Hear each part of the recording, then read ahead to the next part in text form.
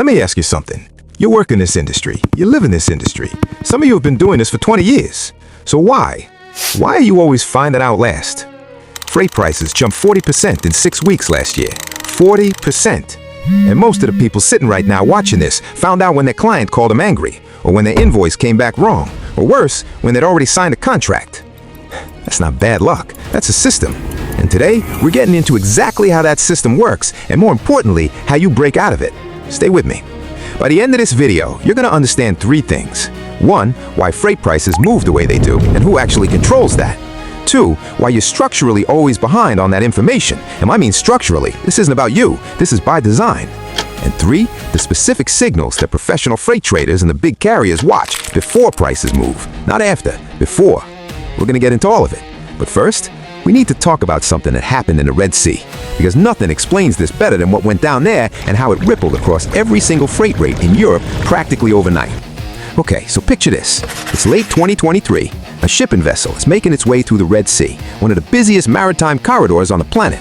Roughly 15% of global trade passes through that stretch of water every single day. 15% of everything. Then the attacks start. Houthi forces begin targeting commercial vessels, and within weeks, the entire global shipping industry reroutes around the Cape of Good Hope, the bottom of Africa.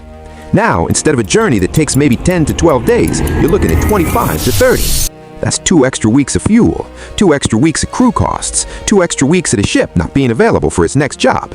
And what do you think happened to freight rates? They went through the roof. Some routes out of Asia into Europe went up over 200% in a matter of weeks. 200%. Now here's the part that gets me, the part that actually matters for you sitting here right now. The big players knew this was coming. The major carriers, the freight traders, the logistics giants, they had intelligence on the regional instability months before it became a crisis. They were already adjusting their contracts, already hedging their positions.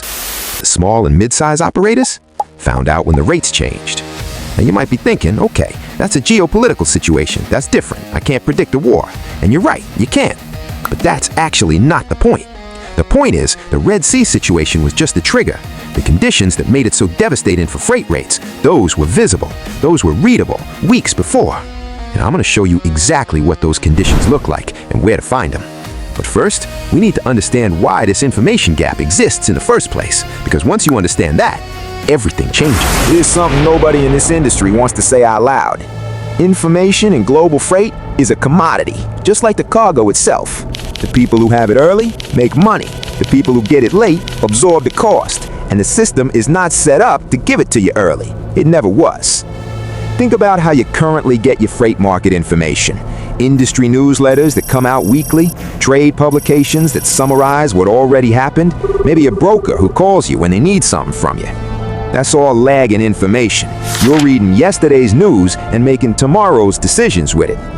Meanwhile, the carriers, the Maersks, the MSCs, the CMA CGMs of this world, they have entire teams, dedicated intelligence teams, watching fuel indexes, watching port congestion data, watching weather patterns, watching political risk indicators in real time. They know before the market moves. They set the rates. You react to the rates. That's the gap. That's what's been costing you. Not your skills, not your experience, just timing and access. Now here's where it gets interesting, because that gap, the one between what the big players know and what you know, it is closing. Not because the carriers suddenly got generous.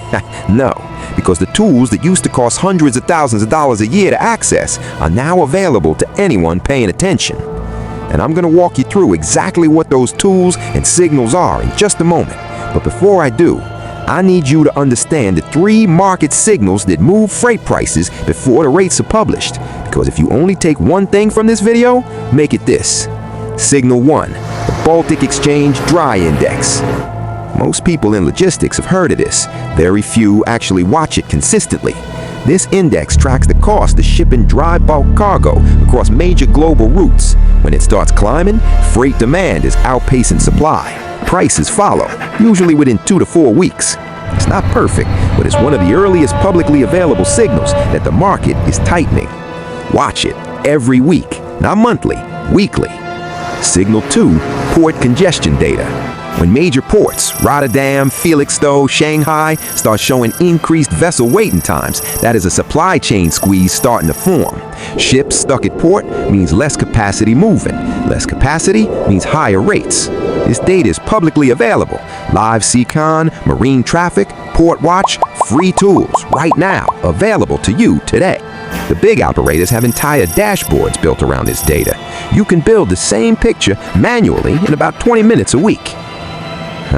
Now here's where it gets interesting, because this signal, and this is the one most people sleep on, blank sailing announcements. When carriers announce they are canceling scheduled sailings, that is them telling you directly that they are about to reduce capacity on a route. Less ships, same demand, prices go up. These announcements come out weeks before the rate change hits. Weeks! They're published on the carrier websites, on Freightos, on Zanetta. Nobody is hiding this information. It's just nobody told you to look for it. Until now. So, let's bring this back to where we started. You're always last to know when freight prices spike. And now, you know exactly why. It's not because you're not smart enough. It's not because the information doesn't exist. It's because nobody built you a system for finding it early. And the people who had that system weren't exactly rushing to share it. But now, you have 3 signals. The Baltic Dry Index, port congestion data, blank sailing announcements. Start there. Watch them weekly. Build the habit. Because the next time a Red Sea happens, and something like it will happen again, it always does, you won't be the one getting the angry client call. You'll be the one who already adjusted. That's what cargo intel is here for. The stories they're not telling you, the signals they're not showing you, the moves you need to make before everyone else figures it out. Subscribe, share this with someone in your network who needed to hear it, and we'll see you in the next one.